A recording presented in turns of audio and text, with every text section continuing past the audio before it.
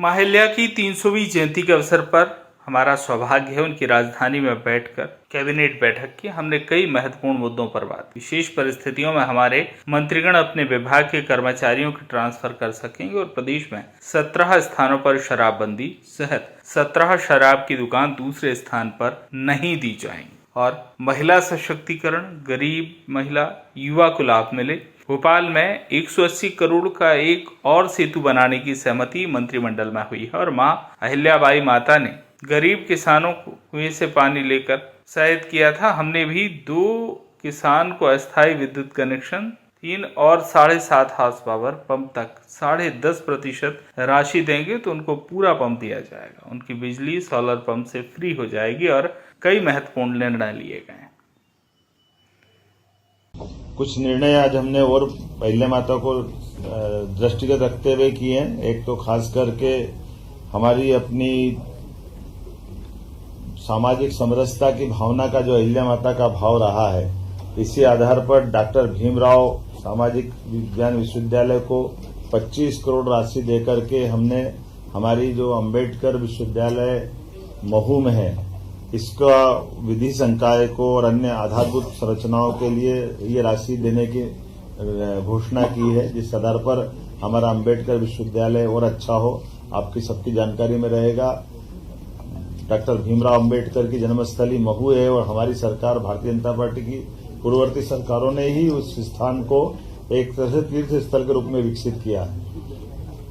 लेकिन उसके साथ साथ वहां के विश्वविद्यालय का भी, अंबेडकर जी का चूंकि शिक्षा में बड़ा योगदान है और आज हमने निर्णय किया कि लॉ में भी उनकी बड़ी भूमिका है, तो विधि संकाय के साथ उसको एक्सीलेंस, सेंटर ऑफ एक्सीलेंस के नाते से भी विकसित किया जाए, इस दिशा में हमने आज निर्णय किया है। कुछ निर्णय और भी किए हैं, जैसे एक निर्णय हमने किया है कि विशेष परिस्थितियों में माननीय मंत्रीगण भी ट्रांसफर कर सकेंगे। इस विषय को आज हमने कंप्लीट किया है। हमारे खास करके विधिवत तो ट्रांसफर पॉलिसी बाद में आएगी, लेकिन इसमें विस्तारित रूप से करने के पहले हमारे माननीय मंत्रीगण अपने विभागों के अंदर सुव्यवस्था स्थापित करने के लिए इस पे काम कर सके। आज एक और निर्णय हमारा किसानों से संबंधित हुआ है। हमारी लोकमाता के जमाने में भी उनने किसानों को कुएं से पानी लेकर के खेती को प्रोत्साहन देने के निर्णय किए थे और बगीचे लगाने के लिए प्रेरित किया है। हमारी सरकार ने भी निर्णय किया कि हमारे अपने किसान जो अस्थायी विद्युत पंप के लिए अभी हम पे निर्भर रहते हैं, ऐसे लगभग 2 लाख किसानों को 3 हाउस पावर से लगा करके 7.5 हाउस पावर तक 10% की राशि वो देंगे तो उसको पूरा पंप हमारी तरफ से दिया जाएगा। एक तरह से बिजली फ्री हो जाएगी। ये बहुत बड़ा निर्णय है, जिसके आधार पर किसानों को अपने लिए खुद के सोलर पंप के माध्यम से उनको बिजली की उपलब्धता उन पे आत्मनिर्भर बनाएगी। जो किसान या अन्नदाता ऊर्जादाता बने, इस भाव के आधार पर आगे जाकर के हम अपने 30 लाख बाकी स्थायी कनेक्शन वाले हैं उनको भी पॉलिसी बना के आगे की समय डिक्लेयर करेंगे।